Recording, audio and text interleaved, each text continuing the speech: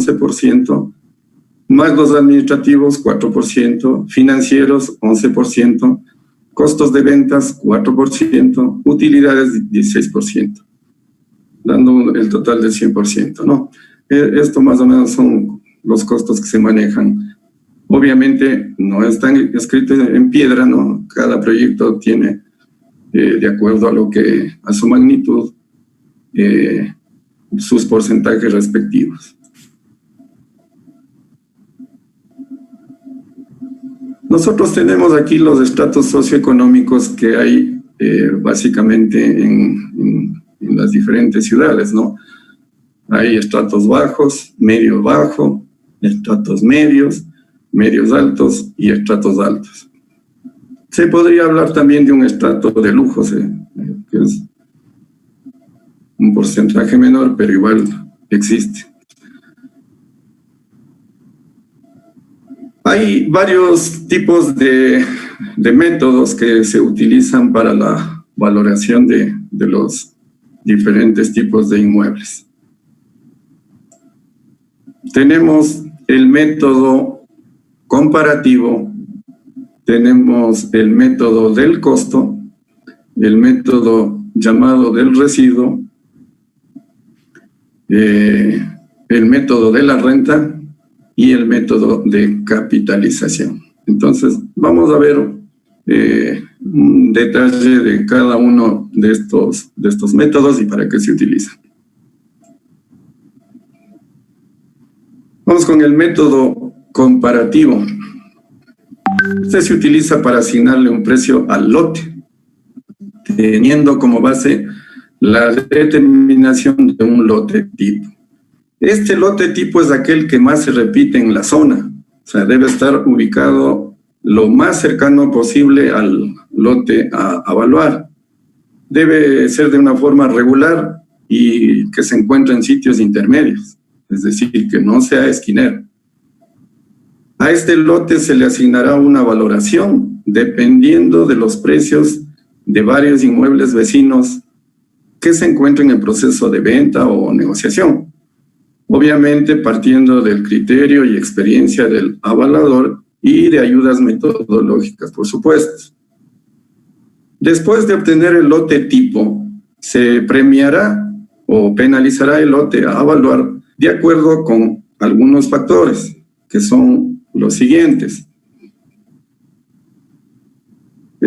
El factor fondo, frente, factor forma, factor tamaño, proporción, influencia de varios frentes o esquinero, la topografía e integración. Cada uno de estos factores se encuentra expresado matemáticamente y el producto de estos factores se aplica al precio del lote tipo y eso pues corresponderá al precio del lote que se va a evaluar.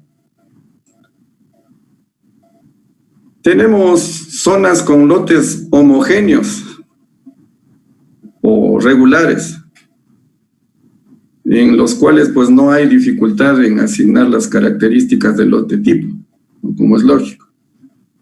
Tenemos zonas con lotes heterogéneos, irregulares, y aquí es un poco más complicado asignar las características del lote tipo.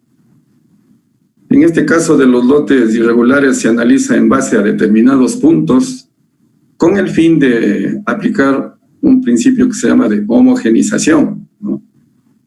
Que básicamente son los siguientes. Escoger un sector de 3 o 4 manzanas a la redonda, ¿no? Siempre que no sean de diferentes estratos sociales, obviamente. Carlos, si me puedes indicar, hay unas rayas amarillas. Están saliendo, no entiendo por qué. Sí, sí. Siguen saliendo.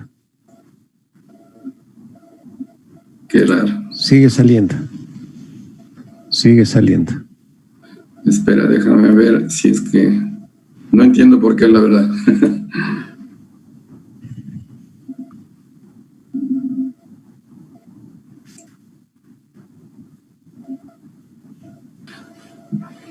así pasa en vivo. Bueno, sigamos. Entonces, les decía que para las zonas irregulares tenemos que escoger un sector de 3 o 4 manzanas a la redonda, siempre que no sean de distintos estratos sociales, ¿no? A veces pasa eso aquí en Quito y en otras ciudades también. No escoger para el análisis lotes grandes, esquineros o irregulares. Tendencia del sector en cuanto al tamaño de los lotes. Escoger al menos unos 10 lotes con una proporción cercana a 1:2. De ese grupo se obtendrá el fondo máximo y el fondo mínimo, que no deberá sobrepasar los 8 metros para lotes medianos y 5 metros para pequeños. ¿Sí?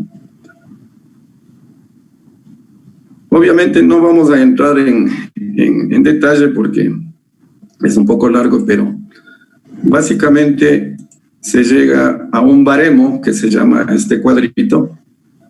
Este es un ejemplo de algún lugar de Quito, no recuerdo cuál.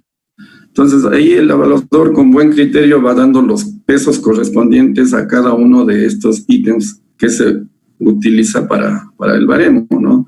Aquí ustedes, no sé si alcancen a ver en el entorno urbanístico, por ejemplo, la categoría socioeconómica del sector, polución ambiental, polución acústica, anchura de calles, circulación vehicular, etcétera. Todo lo que está aquí. Las características del lote, lo que habíamos hablado, frente, fondo, forma, topografía, ubicación, etcétera. Distancias y comunicaciones, es decir, distancias a instituciones financieras,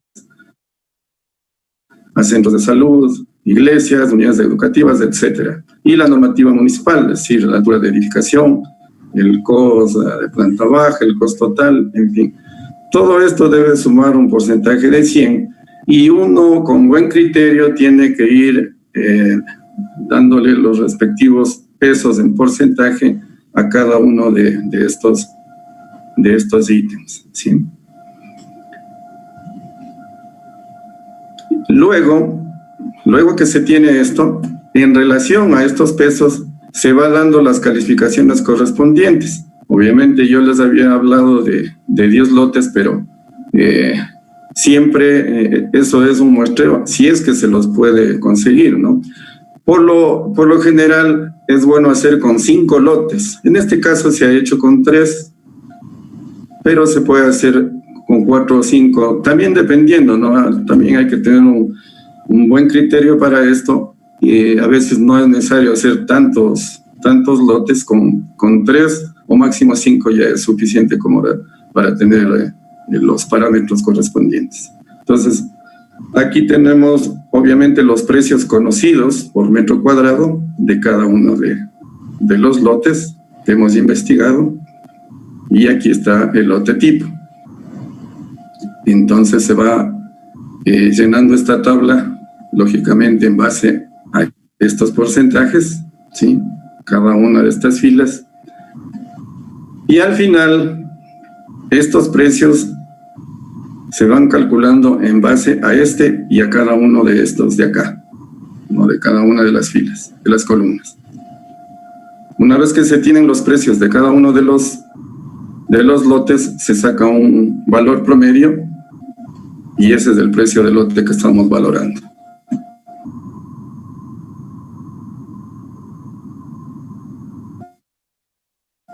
Entonces, ahora, una vez que hemos sacado el precio del lote, tenemos que sacar o valorar la construcción. Y para el tema de la construcción tenemos el método del costo, ¿sí? Se utiliza para asignarle un precio a la construcción, ya sea esta nueva o usada. Este método también se llama costo de reposición y el punto de partida es el valor de una construcción nueva. Es decir, se llegará al valor de la construcción nueva acudiendo a los presupuestos de la obra realizada, si es que es posible. A veces, o mejor dicho, la mayoría de veces no se tiene mucho acceso. En la práctica, como no se puede obtener estos datos, lo que se hace es acudir a precios referenciales dados por organismos que manejan estos costos unitarios. ¿no? Para diferentes tipos de construcciones. Por lo general, solemos utilizar mucho los precios de la Cámara de la Construcción. También se puede acudir a constructores que están en actividad y que conocen mucho más de cerca este tipo de valores, si es que se tiene acceso. El avalúo de la construcción nueva, para eso se requiere comparar hipotéticamente el inmueble a evaluar con otro de similares características completamente nuevo. Sí, es decir, se comparará con algunas de las construcciones actuales cuyo precio es conocido, mediante lo que se llama, ya lo dijimos antes, el proceso de homogenización. No está por demás decir que el evaluador debe entender cómo se hace una construcción nueva, ¿no? Porque es la única manera que pueda identificar el prototipo al cual se asemejará la construcción que se encuentra evaluando, ¿no? También es importante saber si los precios de referencia corresponden a una sola construcción o son precios de inmuebles construidos en serie. Eso es muy importante. O si son costos directos o costos de construcción. O de pronto son precios de venta. Todo eso hay que estar clarísimo. Todo presupuesto de construcción involucra los siguientes costos. Costos directos, que ya lo vimos, indirectos, administrativos, financieros, costos por publicidad y ventas, relación de obra muerta y acabados, multiplicador de costos, reducción de costos por construcciones en serie, incremento en áreas de construcción en condominio y costos ponderados de obras secundarias.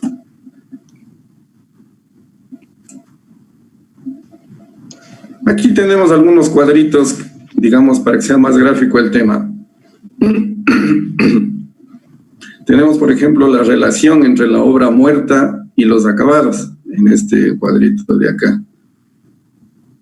Si la construcción es alta, en este caso pues hemos puesto alta, de tipo alta, de tipo media alta, ¿no es cierto? Aquí están los porcentajes.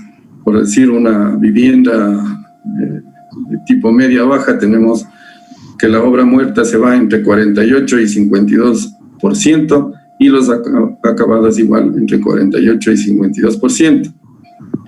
En la alta tenemos que los acabados se van entre 68 y 70%, y en una económica, por ejemplo, es como prácticamente como al revés, ¿no? Se va el 60 al 64% en obra muerta, y el 36 al 40% en acabados. En cada obra obviamente se utilizan materiales diferentes, ¿no? En calidad y obviamente en costo.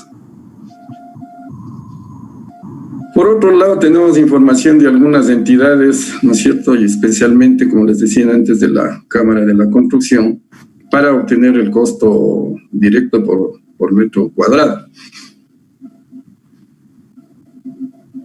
También tenemos este tipo de tabla, por ejemplo, aquí, que son factores multiplicadores de costos para diferentes tipos de vivienda, ¿no? Cuando no se tiene muy en claro el tema de los costos indirectos. Entonces, por ejemplo, aquí en vivienda económica sería entre 1.15 y 1.18, y así para varios tipos de vivienda. En vivienda de lujo sería de 1.40 a 1.42, que se utiliza estos factores de multiplicación de costos. Y también acá la tablita de factor de reducción de costos por el número de viviendas en serie. Por ejemplo, en el grupo A tenemos número de viviendas menor a 11, un factor de 0.979.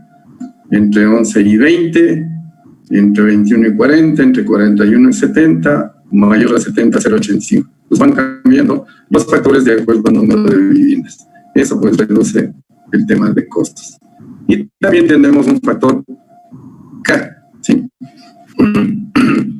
Para la vivienda, que igual tenemos de acuerdo al tipo de estratos, ¿no? Tenemos aquí medio bajo, estrato medio, medio alto, estrato alto y estrato de lujo. Este factor casi se utiliza para cuando son viviendas en condominio, ¿no? Por otro lado, también tenemos los costos ponderados de obras secundarias. Esto es para ayudarnos a más o menos a tener una cierta idea de los costos de algunas pequeñas, digamos, construcciones, se puede decir, pequeñas obritas dentro de lo que son cada una de las obras grandes, ¿no? Por ejemplo, a veces se encuentra una bodega con revestimientos, una sin revestimientos, parqueaderos cubiertos o abiertos, terrazas igual con revestimientos o terrazas mastilladas, lavanderías, patios, etc.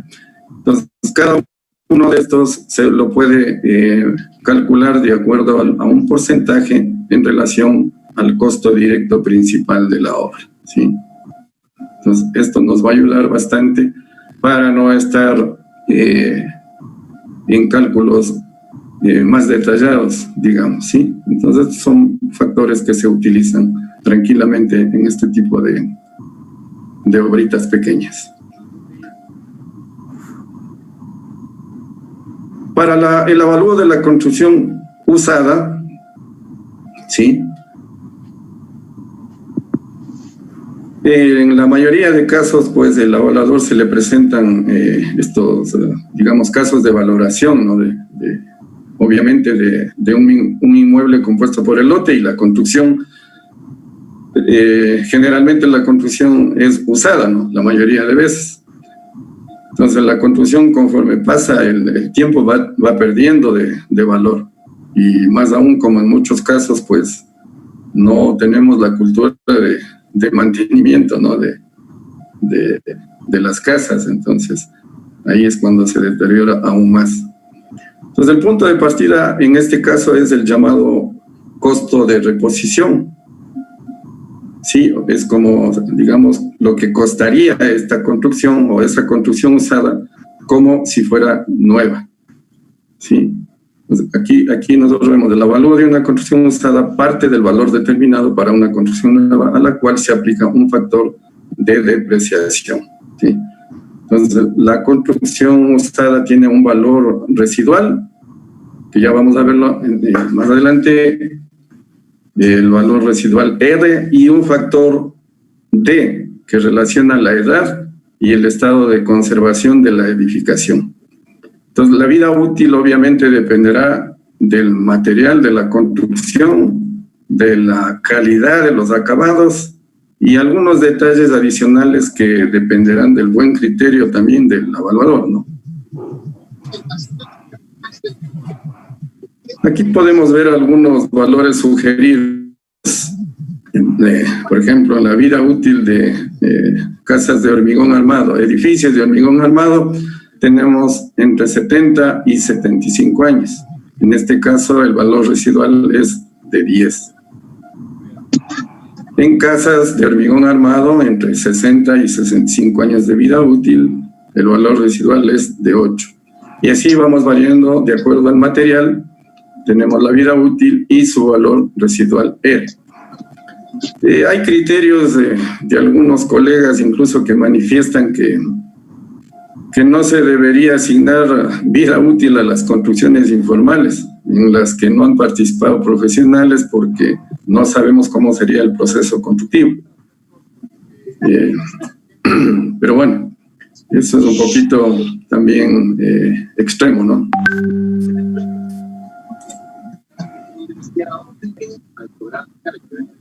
Como decía anteriormente, además de la vida útil, también tomamos en cuenta el estado de conservación, ¿no?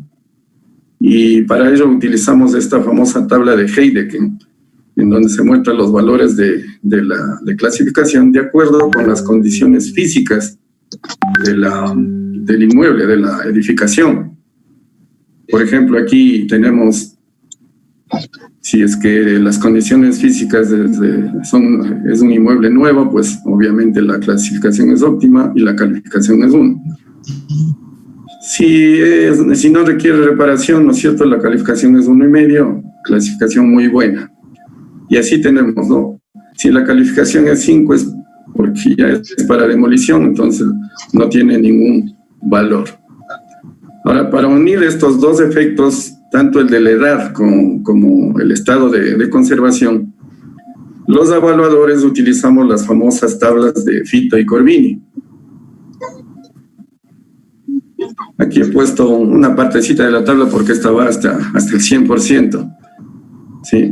Entonces, el avalúo de la construcción usada, o BU. ¿Alguien tiene el micrófono prendido, por favor?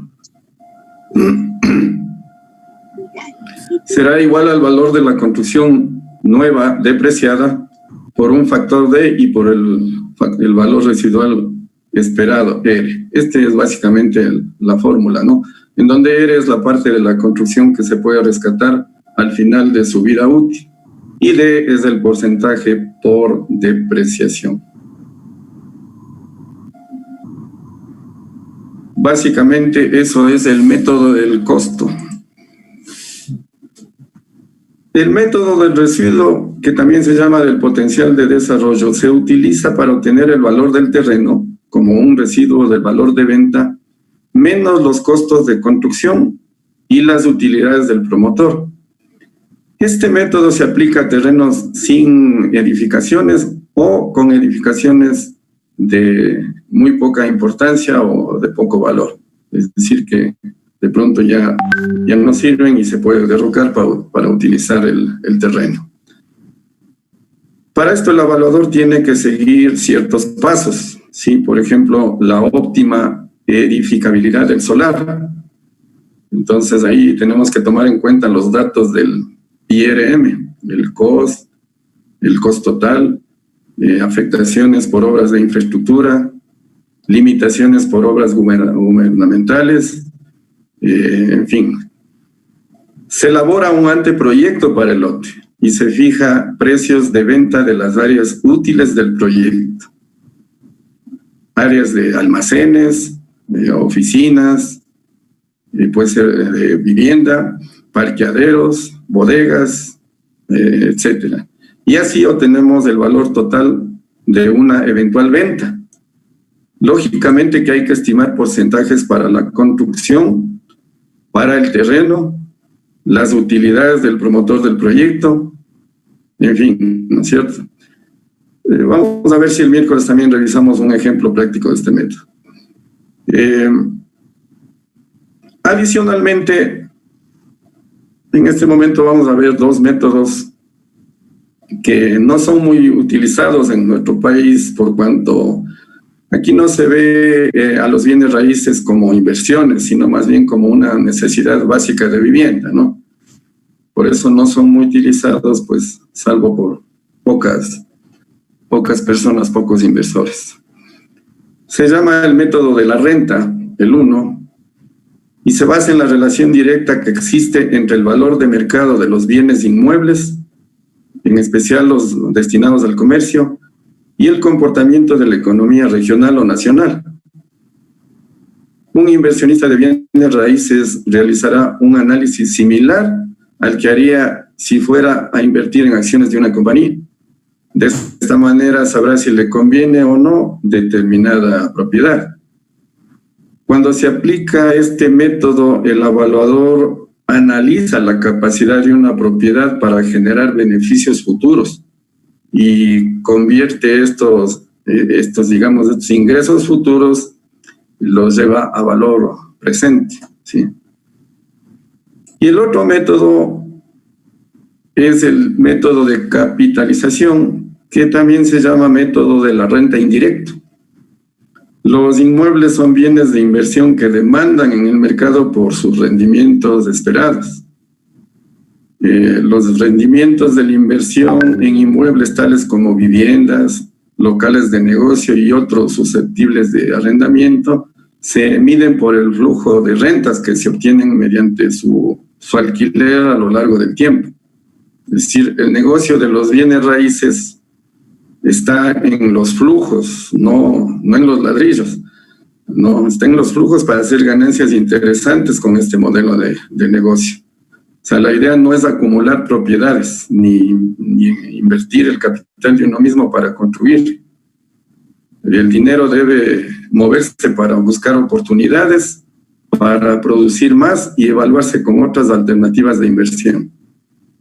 No hay que encariñarse con los inmuebles ni aferrarse a querer un rendimiento del cual el mercado nunca te va a pagar.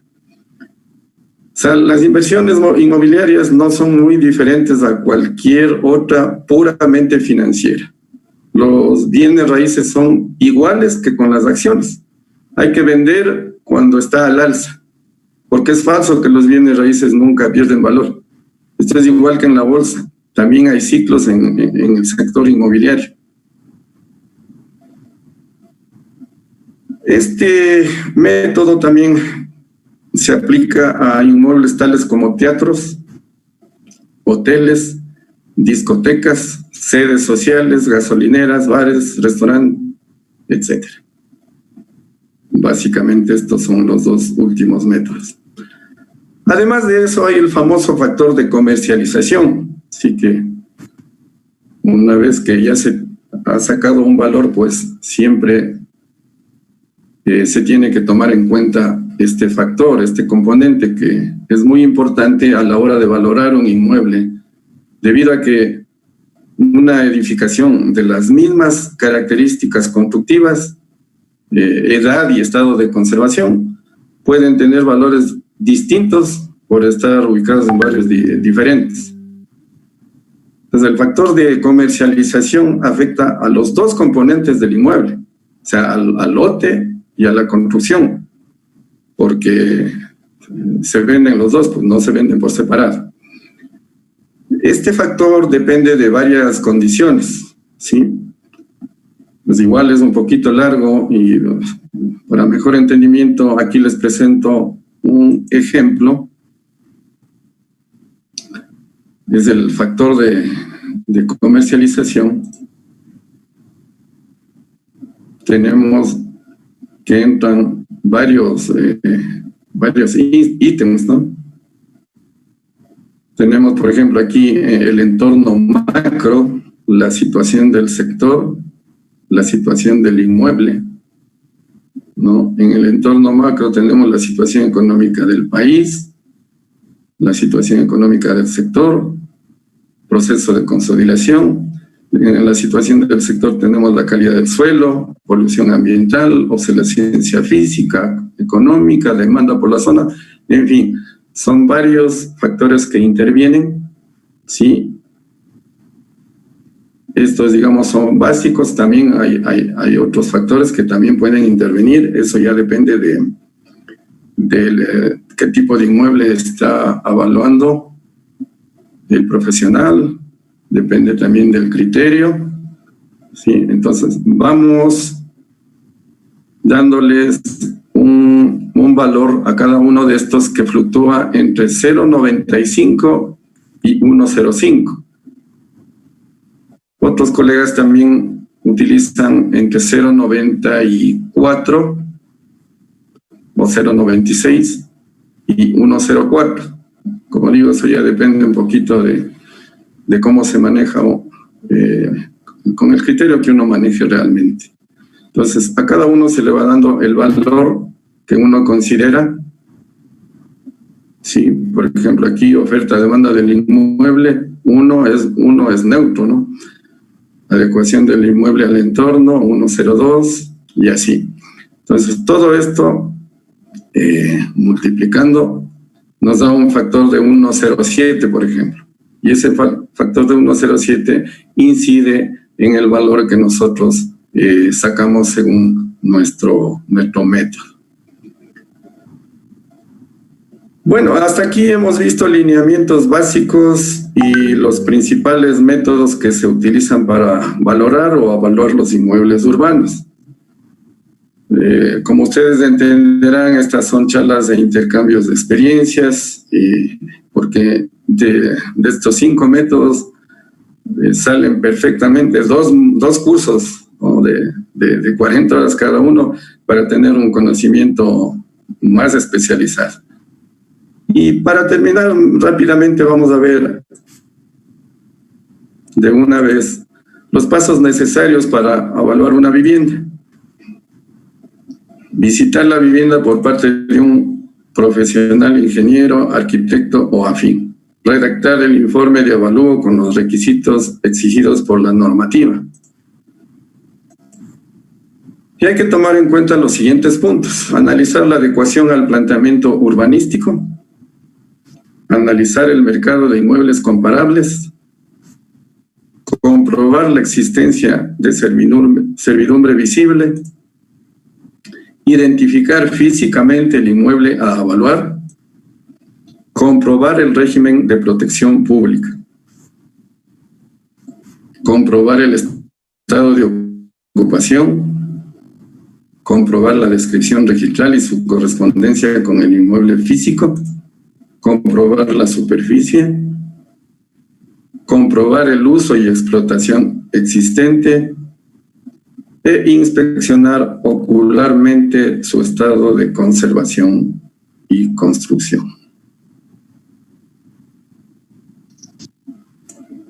Hasta ahí podemos cortar la charla de hoy día, y el día miércoles les mostraré un par de ejercicios, parte de unos informes para ver con un poquito más de práctica, digamos, cómo se utilizan estos métodos. Eso es todo, muchas gracias. No sé si hay preguntas. Gracias, estimado Fabián, por la charla. Muy nutrida, muy sesuda la conferencia. Como tú lo has recalcado, pues esta es una charla de intercambio de conocimientos. Si bien es cierto, aquí hay muchas personas que saben de la materia, y lo que se trata es de alimentarnos entre nosotros mismos, sí, de alimentarnos entre nosotros mismos y ir consolidando conocimientos mayores. Así que, compañeros, se abre la ronda de preguntas. Si alguien tiene alguna pregunta, pues por favor, alce la mano para yo verles. Me disculpan si es que no le alcanzo a ver porque son 3 pantallas, nomás tengo una, estoy moviéndome a cada rato. Sí.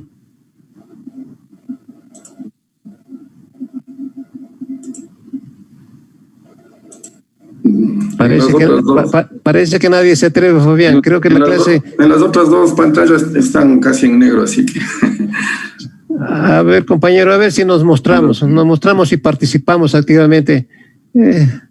Vemos un poquito de cordialidad y seriedad al tema, ¿no es cierto? Aprovechemos, Fabián. Fabián, yo quisiera romper esta ronda de preguntas. Después le damos la palabra a Raúl Damián. Okay. Sí. ¿Qué es un peritaje? Sí, ¿qué es un peritaje? ¿Quién lo puede ejercer?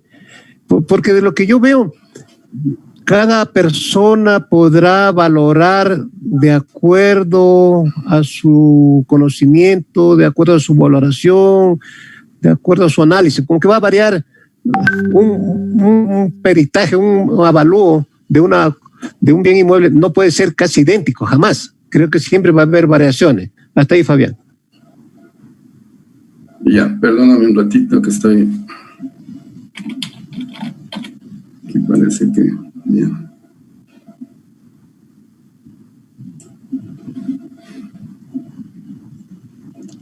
Bueno, algo sobre peritajes les voy a hablar el día viernes, pero no, un perito es una persona experta en determinada materia nada más, pues no. O sea, no estamos hablando solo de peritos valuadores inmobiliarios, hay peritos de bienes muebles, por ejemplo, o sea, de cuadros, de vehículos, hay peritos, qué sé yo, contables, o sea, perito es un experto nada más en la materia que hace, y muchas veces necesitan, por lo general, por lo general, no es solo ahí, pero por lo general utiliza en la función judicial, obviamente en otras entidades también, por ejemplo, entidades bancarias, en fin. Pero ese es un perito, es un experto nada más, ¿no? No sé si a eso te referías. Sí, obviamente, sí. En cuanto a evaluar un bien inmueble, sí va a variar, pero las variaciones son o deberían ser muy... no tan grandes, ¿sí? Deberían ser variaciones de porcentajes pequeños, porque al fin y al cabo lo que cada uno de los peritos puede tener un poquito de distinto enfoque son los factores que uno va calificando nada más, ¿no? Entonces eso puede variar un poquito, pero en general deberían ser similares, salvo que no sepa o haya cometido errores garrafales, ¿no? Ahí es otra cosa, pero ahí se detecta rápidamente, de tal manera que las personas que conocen y saben, pues, evidentemente que van a hacerlo con las respectivas metodologías y cálculos que generalmente se utilizan. Ya, gracias. Raúl Damián, por favor.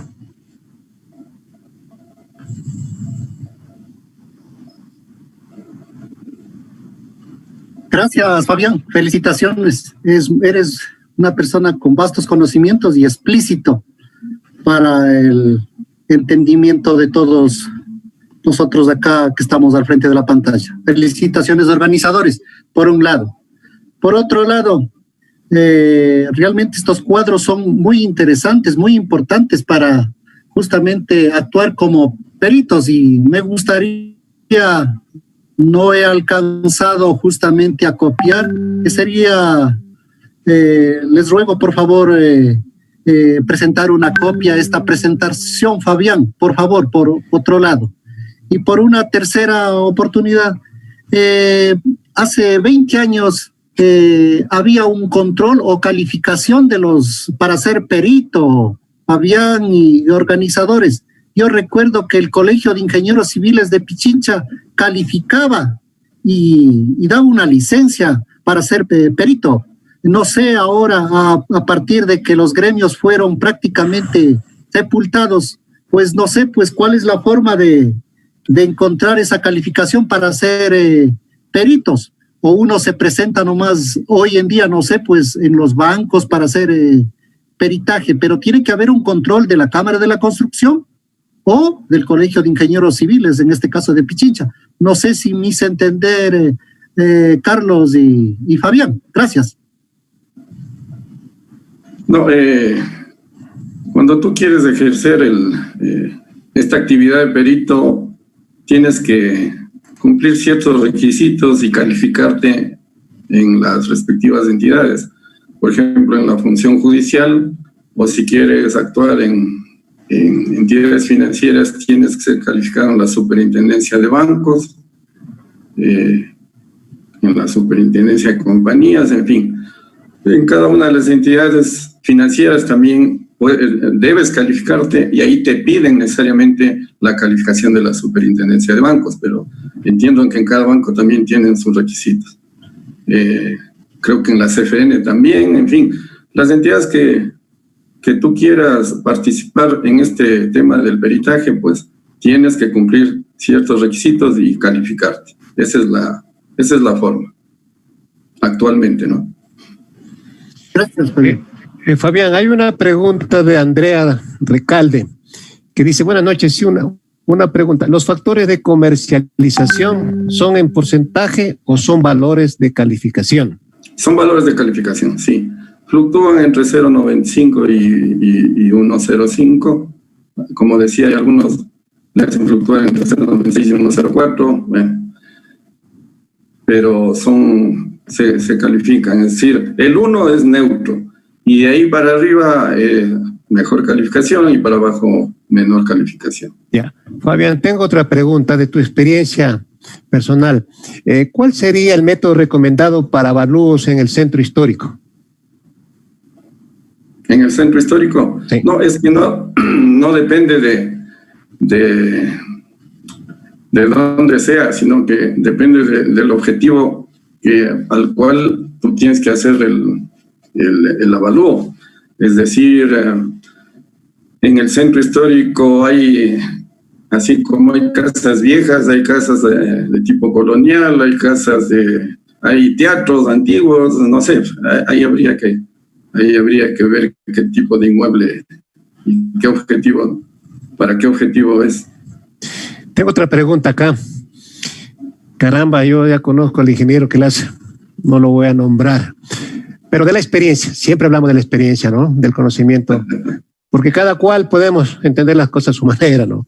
Claro, dice, claro. Estimado ingeniero, ¿de dónde tomó los datos de vida útil de las estructuras? Esos datos, por ejemplo, hay en algunos cursos que uno sigue, por ejemplo, el curso del ingeniero Gustavo Barahona, ¿no?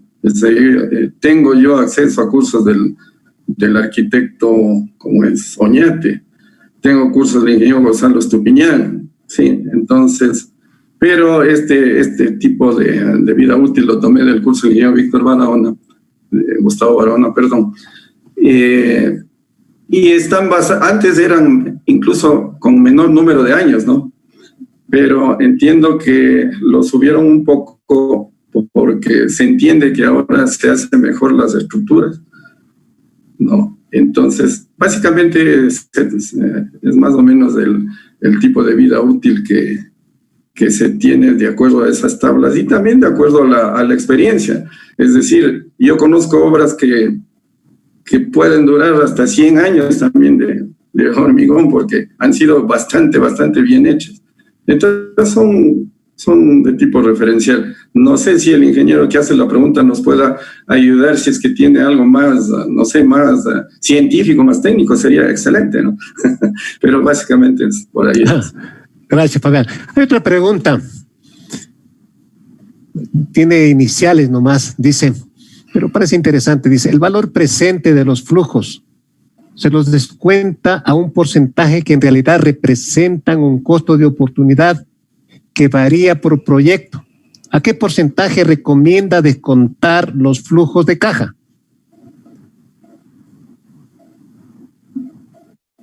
¿A qué se refiere? A ver, te repito la pregunta, no. Dice, el valor presente de los flujos se lo descuenta a un porcentaje que en realidad representa un costo de oportunidad que varía por proyecto. ¿A qué porcentaje recomienda descontar los flujos de caja?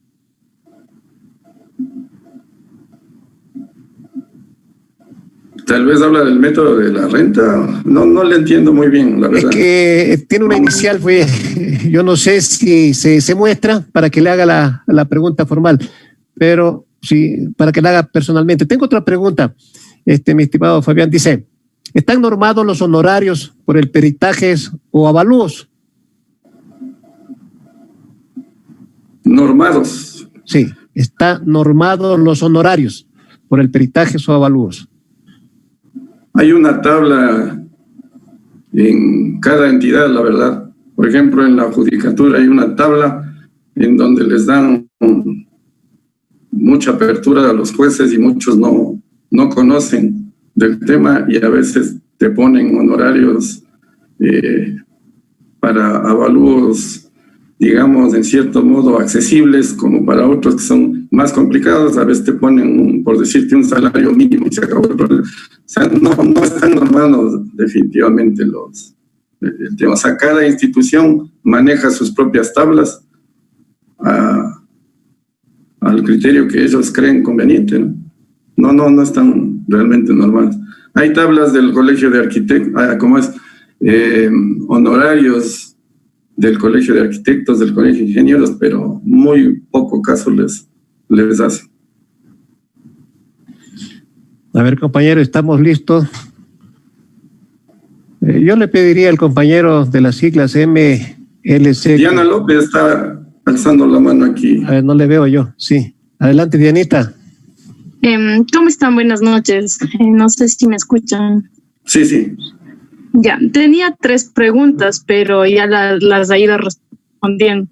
Pero un poquito para que fomentar la respuesta era básicamente sobre la calificación del perito, pero usted mencionó que no existe una certificación o algo para que un ingeniero o una persona que se dedique al peritaje sea calificado como tal.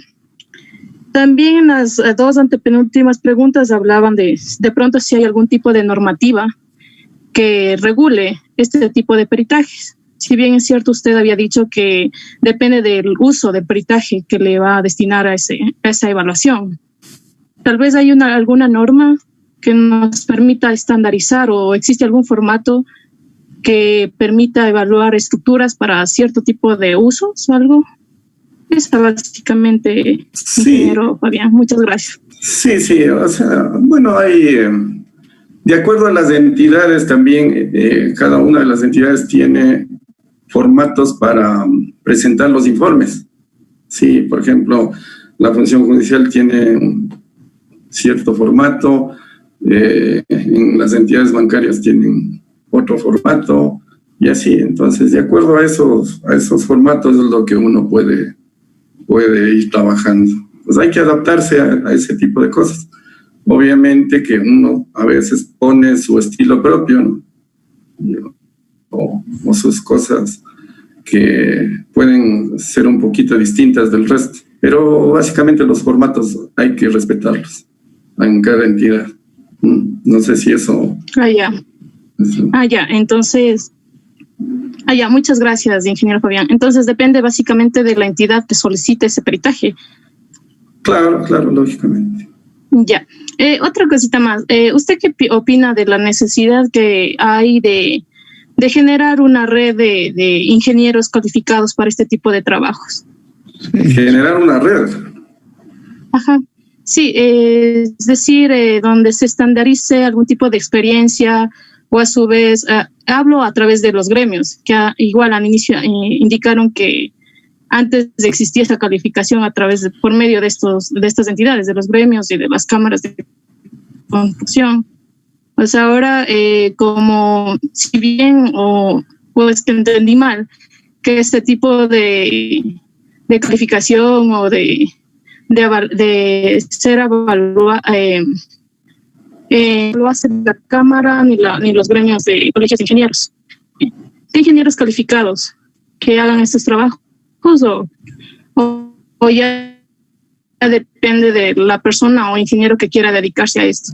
No, o sea, para todo debería estar nuestros gremios, para todo, colegio de ingenieros, en lo que respecta a todos los ingenieros, la Cámara de Construcción, en lo que respecta a construcción. Para todo deberíamos nosotros ser los que mandan en definitiva, y inclusive en tema de honorarios y toda la cosa.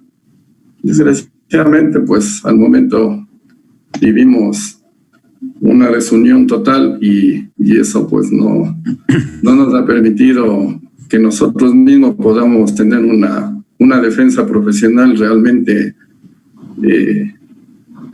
que podamos salir adelante como ingenieros. Justamente por eso es que a lo largo de los años, pues desgraciadamente hemos llegado a este punto en donde, como hemos oído de nuestros dirigentes, estamos pues en una crisis total, nosotros los profesionales.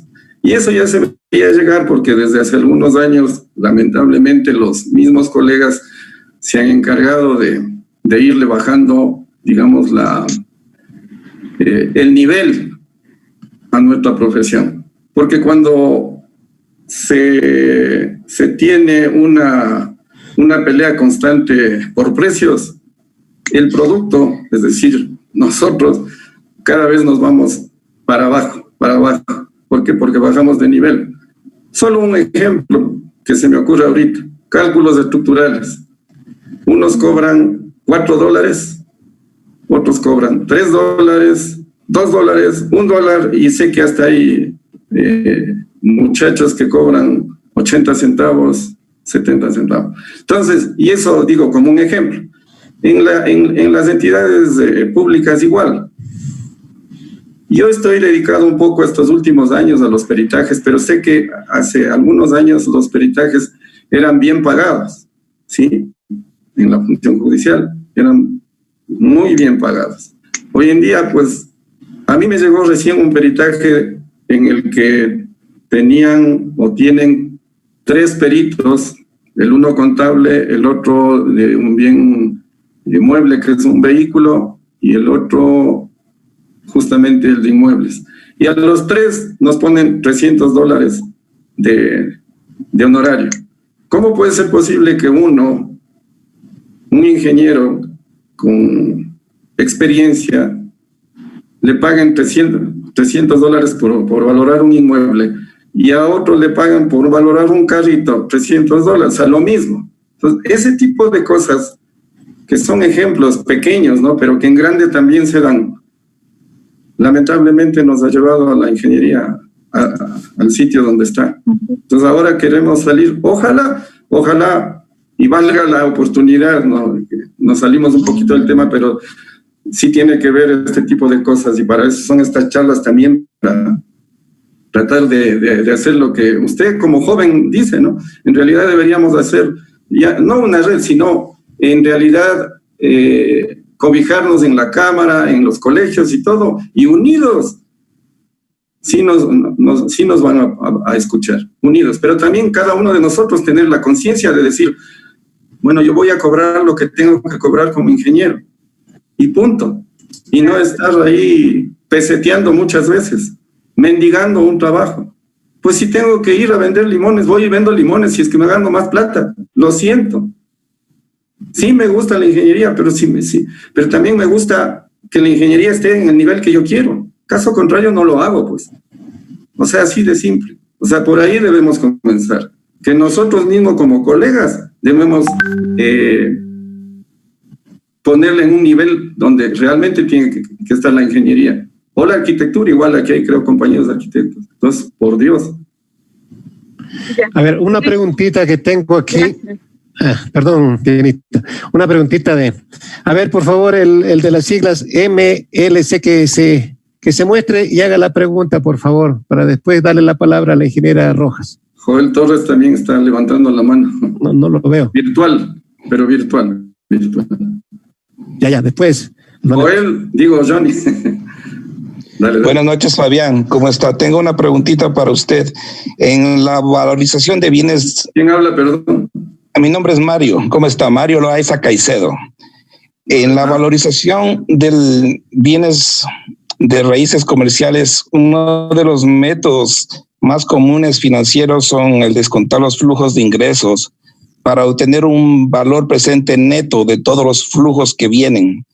Usted sabe que el porcentaje de descuento es el valor que usted tiene en un proyecto alternativo. ¿Qué porcentaje usted recomienda? Sabe que no he tenido yo la oportunidad de hacer ese tipo de valoraciones. Mal podría decirle. ¿Valoraciones financieras no hace? No. Mal podría yo hacerle ese. Bueno, muchas gracias. Disculpe. Ya. No, al contrario, me da un buen tema para estudiar. A mí, yo soy así. Oiga, de todas maneras, quiero añadir algo antes de darle la palabra a la ingeniera Mireya Rojas, que tenemos cosas interesantes para el final. Algo estamos haciendo respecto a lo que decía Dianita, a lo que decía Fabián. Sí, tenemos noticias importantes que el día viernes las vamos a dar a conocer, cómo, por quién y por cuánto y quién nos puede cobijar, para que los señores que hagan este tipo de trabajo estén cobijados por una norma, por una institución. Así que, Mireyita, adelante, por favor, con su pregunta. Buenas noches, Fabián. Buenas noches a todos los organizadores y a todos los compañeros.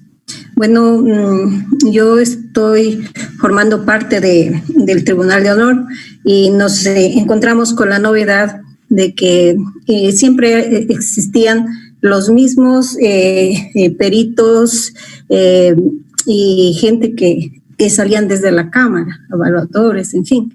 Y yo decía, ¿y por qué son los mismos? Porque no están calificados, ¿no? Entonces, ¿y cómo se califica? Resulta que existe una asociación de peritos, ¿no? Estos peritos son de las diferentes ramas. La Cámara de Construcción el año pasado organizó aquí nuestro compañero Byron Reynoso, tuvo contactos con una persona que tenía muy adelantado, que era un arquitecto, que se encargaba de dictar charlas, porque para calificarse se necesita un tiempo prudencial de horas de capacitación. Y yo también me preguntaba, ¿y para qué? Como que yo sé la parte técnica de estructuras, de edificaciones, ¿no? Y ellos manifestaban que teníamos que saber la parte legal para poder ser un perito. Entonces se requiere un número determinado de horas.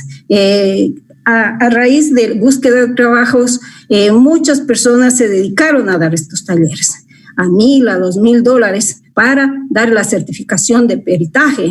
Yo entiendo que esto ya está bastante avanzado con la Cámara de la Construcción, pero no a esos valores, ¿no? Sino capacitar a la gran mayoría de personas profesionales de las diferentes ramas que deseen calificarse como peritos.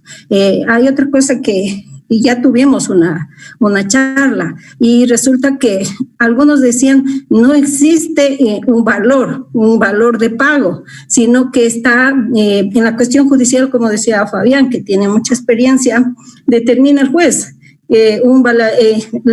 Además de eso, dice, por decir $300 y váyase a Manta, váyase así, o sea, ni siquiera hacen en forma planificada. Justamente esto está retomando ya, perdona que no soy la autorizada, porque debería aquí el ingeniero que está organizando, que es el ingeniero, ¿cómo se llama? Presidente, ¿cómo es? Por aquí está. Dejémoslo para más tarde. Entonces, él es para más tarde. Organizando y tiene muy adelantado este proyecto y va a lanzar la cámara. Eso nomás. A ver, Mireñita, yo quería dar esa primicia al final, por eso me guardé todas las cosas. Quería dar todo ese tipo de información. Es que forma sí, parte efectivamente está avanzada, pero algo ha dicho Mireñita, vamos a darle los datos concretos, porque la idea es esa, que nos preparemos y tengamos una nueva alternativa de llevar un pan digno a la casa con esa nueva actividad, sí. ¿Y dónde podemos calificar? ¿Qué tenemos que hacer? Y lo interesante es que tengamos la oportunidad que a través de ese empuje, pues, las instituciones nos acojan. Así que, Merillita, se me adelantó, sin embargo, yo lo dejo para el viernes para darle todo ese tipo de información con la persona que está llevando a cabo ese proyecto. Una cosita nomás quería, que es otro tema. Yo he trabajado como en el Banco Pichincha en Santo Domingo, como me contrataban en las cuestiones judiciales de viviendas, ¿no? Y ahorita que lo veo al Fabián, perdóneme, he sido bien ignorante, yo lo hacía simplemente el valor de metro, físicamente, así genérico, pero ya veo que ha sido toda una ciencia, razón que también hay pero bueno, me pagaban, pero yo trataba de hacerlo en función del de al lado, vista física por metros y daba mi valor estimativo, pero ya me doy cuenta que he sido un ignorante, pero ahorita me acabo de enterar. A ver. He sido una ciencia. Gracias. Gracias. Johnny Torres está. Johnny Torres. Johnny Torres, Iván Rubio, Edison Corrales. A ver, Johnny Torres. Buenas noches con todos los de la sala. Felicitaciones, Fabián. Quería aportar con algo, especialmente justo lo que estamos topando, este tema de los honorarios. No sé, cuando yo estuve en la función judicial, tuve algunos inconvenientes bajo esas circunstancias de los precios que ponen irrisorios. Entonces, no sé si es que habrá hasta ahora, pero en ese entonces uno se podía hacer un escrito indicándole un desglose de los costos y el por qué uno debe cobrar eso. Y si no aceptaban, pues uno tranquilamente se podía no aceptar el peritaje y no hacerlo. Pero eso te acarreaba problemas y después ya te dicen de que no puedes. Así que yo preferí para no estar, porque siempre ponen precios bajísimos para la responsabilidad que se tiene, especialmente en la función judicial, así como en las otras, ¿no? Y uno como ingeniero tiene que hacer las cosas bien.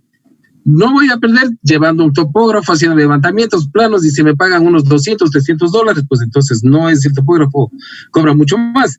Entonces yo por eso quería yo comentarles la experiencia mía y acotar a lo que tú habías mencionado, indicando de que por esas circunstancias, como ponen gente que no saben de los costos, yo opté por no volver a recalificarme, con eso uno duerme tranquilo. Eso nomás quería compartir con todos los de la sala, compañeros.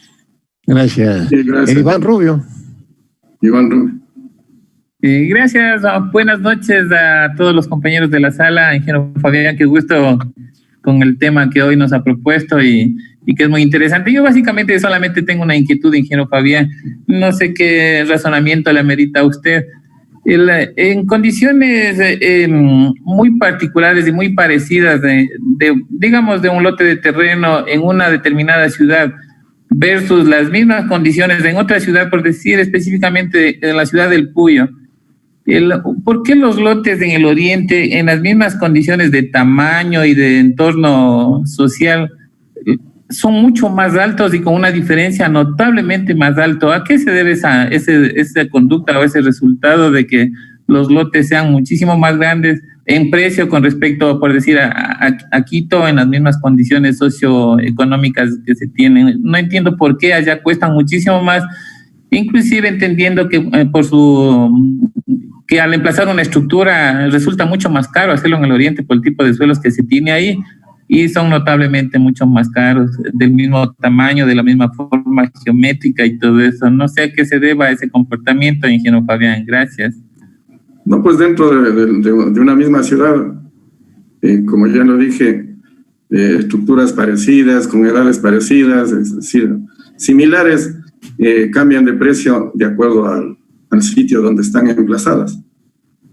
Y obviamente a nivel de ciudades, claro, cada una tiene su municipio, cada una maneja, o sea, las economías son un poco distintas, ¿no? En cada ciudad, entonces debe ser por eso, ¿no? Pero es que en cada ciudad hay que analizar bien los entornos. Eso ya depende de eso, de la economía de cada localidad. Gracias, ingeniero. Por interno me está pidiendo la palabra el ingeniero Alex Albuja. Mi estimado Alex, por favor. Edison Corral está levantando la mano virtual. Y buenas noches. Sí, buenas noches. Buenas noches. Gracias, compañeros, primero por felicitarles por este interesante curso que han iniciado. Yo les estoy hablando desde la ciudad de Riobamba. Yo trabajo de perito algunos años aquí y bueno, la función de nosotros es eminentemente técnica y parece que sí hace falta un gremio que nos respalde, que proteste por nosotros como peritos. Como mencionaba la compañera anteriormente, la función judicial dio un paso atrás en cuestión de la designación de peritos. Antes había un sorteo aleatorio que decían los jueces que de acuerdo al sorteo se designaban los peritos.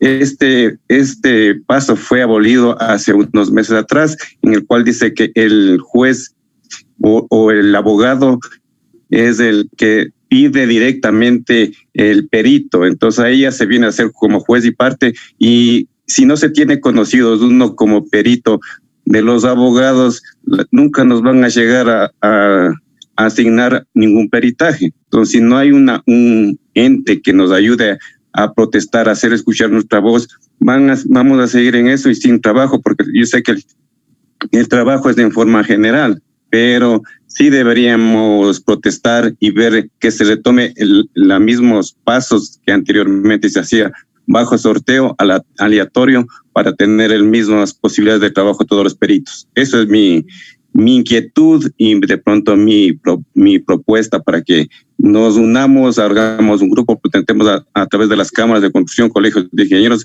de las provincias ante los entes que rigen este trabajo. Gracias, Edison. Sí, así es.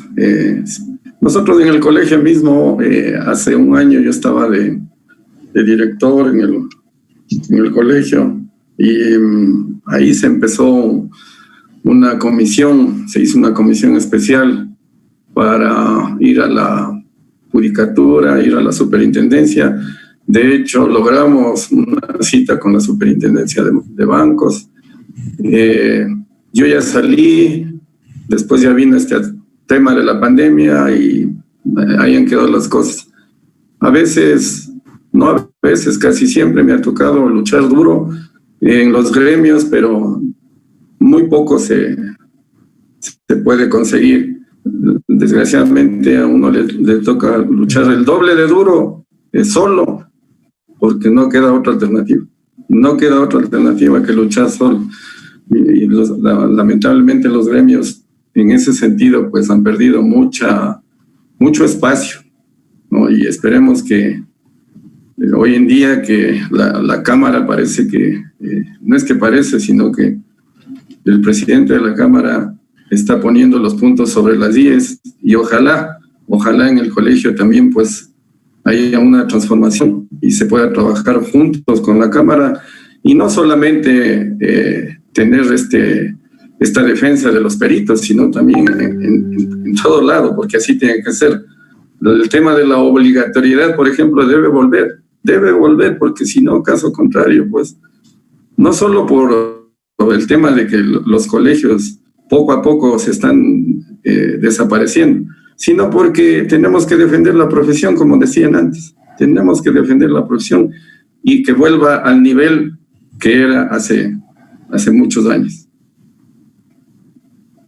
¿Quién era que iba a...? Alex me estaba pidiendo la palabra. No. Buenas noches, gracias a todos. No sé si respondo a la pregunta sobre la vida útil. Yo hice la pregunta esa, ¿no? Porque, bueno, si bien es cierto, Gustavo Aragón es mi primo, tiene esas tablas para tener sobre las estructuras cierto límite. Antes, para los años 70 se construían, y bueno, con la norma ACI teníamos una vida útil de 30 años de las estructuras. Luego, y para la infraestructura principal era como 50 años.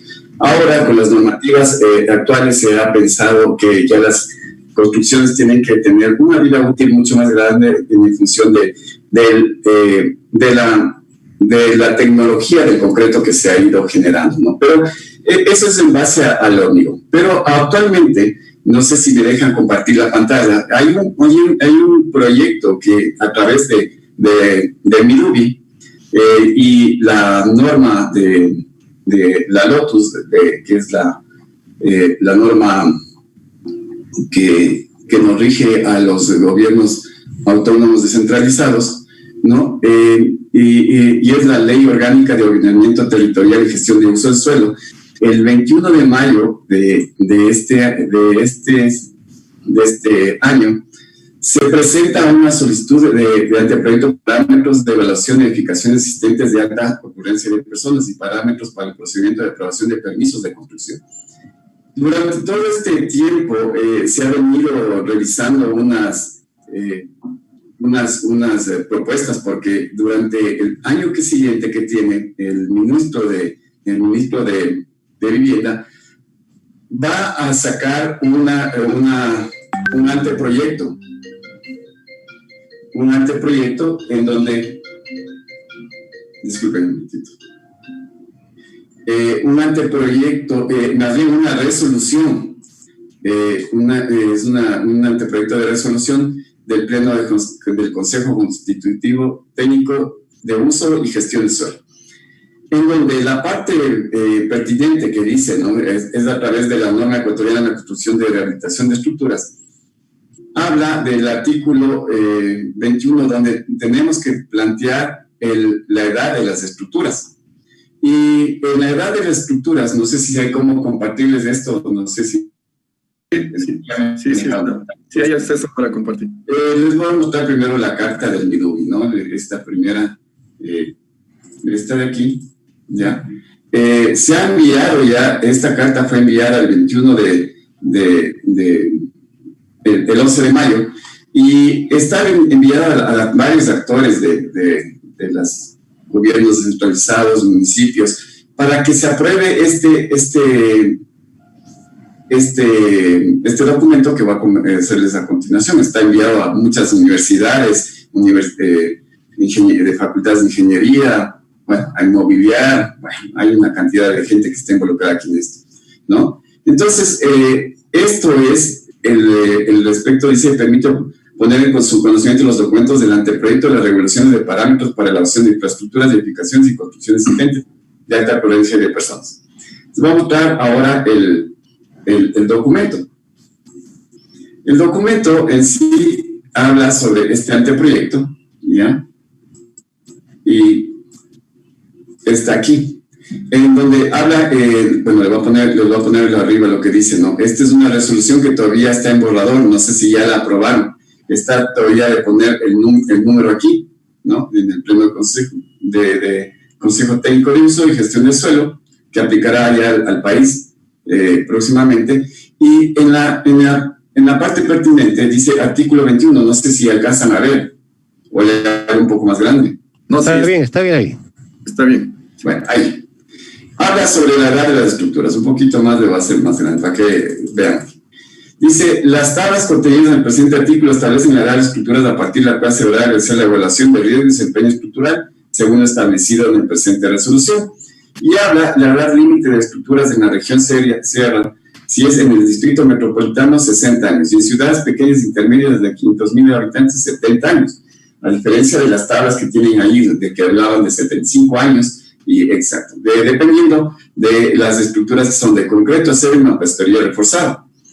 La edad límite en la región, esto es en la región, déjenme ver si me equivoco, para la región sierra, para la región costa, Amazonía y Galápagos, tiene otras edades de vida útil, ¿no? Entonces, si se genera un algo, se debe buscar en función de este tipo de estructuras. ¿Por qué? Porque la durabilidad de las estructuras se presenta dependiendo del clima que tienen estas regiones. Entonces, ha habido esta modificación.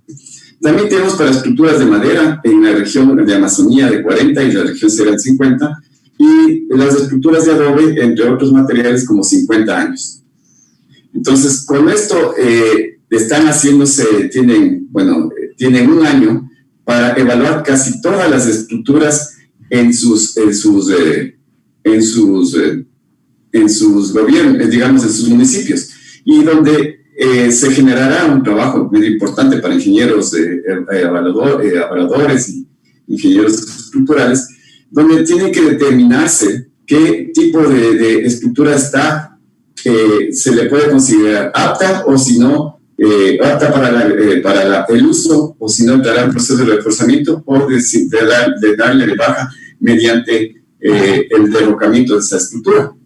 Entonces, con esto yo creo que un poco para saber de dónde estamos, debemos basarnos en estos números de la vida útil. A veces la gente no entiende dónde encontrar estos documentos y los ponemos así al ojo, ¿no? Entonces, un poco buscar haber subido la vida útil de estas estructuras es para no derrocarlas.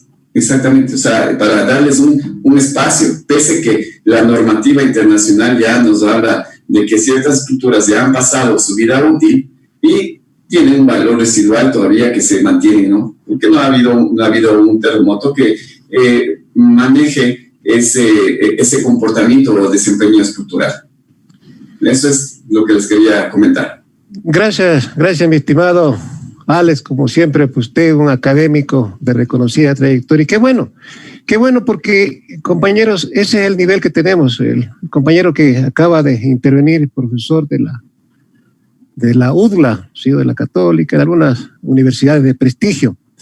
Claro, es un documento que se está preparando, y qué bueno que se vaya regularizando este tipo de trabajo. Le oí al Alex con mucha atención que decía que se han subido la vida útil de las edificaciones, así le llamo. Oiga, esto parece el Seguro Social, sí, que se está queriendo subir la vida útil de nosotros a 70 años. ¿Qué pasó? Cuidado. Bueno, pero en fin, es un poquito como para salir del estrés que estamos pendientes ahora. Si tenemos alguna pregunta adicional, pues les recuerdo que ya estamos casi por terminar la charla. Pues si tenemos alguna otra inquietud, pues, y si no, pues, queridos amigos, no veo la pantalla, no sé si me ayudas, Fabián. Si no tenemos ninguna otra inquietud, pues nos encontraríamos el día miércoles. Día miércoles, sí. El día miércoles nos encontramos, pues, y les invitamos a que sigan viniendo y sigamos compartiendo esta charla. Gracias, Fabián. Gracias a todos los amigos y amigas. Gracias a todos por venir y Dios le pague y nos vemos el día miércoles. Suerte. Muchas gracias. Gracias.